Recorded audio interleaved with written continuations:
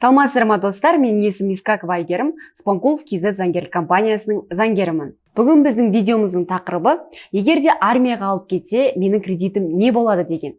Кредит тоқтап тұра ма деген сұрақтарға жауап беретін боламын. Достар, егерде біздің видеомыз сіздерге ұнап жатса, осы YouTube каналымызға, сосын Instagram парақшаларымызға тіркеліп кетіңіздер. Жыл сайын Қазақстанда 18 және 27 жас аралығындағы жас жігіттер әскерге шақырылады. Әскери қызмет және Қазақстан Республикасын қорғау біздің республикамыздың әр азаматының парызы мен міндеті болып табылады. Соған орай әскерге шақырылған баланың ақшалай кредиттері, ипотекалық кредиттері болған жағдайда ол қарызы өз-өзімен тоқтап қалмайды.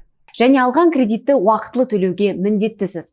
Алайда бұл мәселе заң жүзімен нақты қаралмаған. Сол себепті сіздің кредитіңіз бола тұра армияға алып кредиттеріңіз просрочкаға шығып жатса, оның үстіне қосылып жатқан пайыздары да договорға байланысты заңды өсіп жатыр деген сөз. Алайда бұл мәселеңізді шешіп көрудің бірқатар жолдары бар.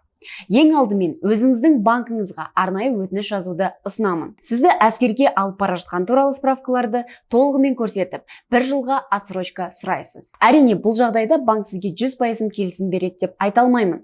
Бірақ банк сізге екі жауаптың бірін беретін болады. Екінші жолы қарызыңызды үшінші тұлға, яғни әке-шешеңіз, ағаңыз, әпкеңіз, туған туыстарыңыз сіздің орныңызға ай сайынғы төлемді төлеп отыруына кепілдік беріп кету. Бұл жағдайда сіздің ин номеріңіз немесе лицевой счеттарыңыз арқылы сіздің кредитіңізге ақша жіберіп отыра алады. Достар, қандай да бір кредит алмас бұрын оны толығымен ойланып, кредитіңізді зерттеп, болашақта төлей аласыз ба, соны ойлау керек.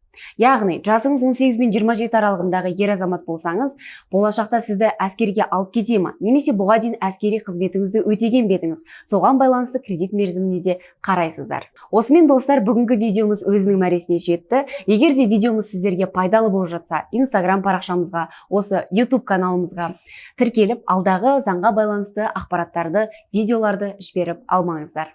Сіздермен болған Искакова Айгерім, Спанкулов KZ заңгерлік компаниясы. Назар аударғандарыңызға рахмет. Сау болыңыздар.